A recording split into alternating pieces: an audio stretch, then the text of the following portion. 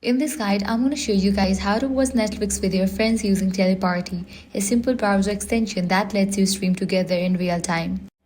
So what you'll need to do is launch your preferred browser and then type in Netflix Teleparty. Now click on this option, Add to Chrome. Once you have added this extension to the Chrome, now you will need to select the platform Netflix. Sign up for a Teleparty account using your email and password or by signing in with Google. After the setup is complete, click on the extension icon in your browser. Open Teleparty, allow the required permissions and select Netflix as the service you want to use. You will then be redirected to Netflix where you need to sign in with your account and choose the movie or show you want to watch.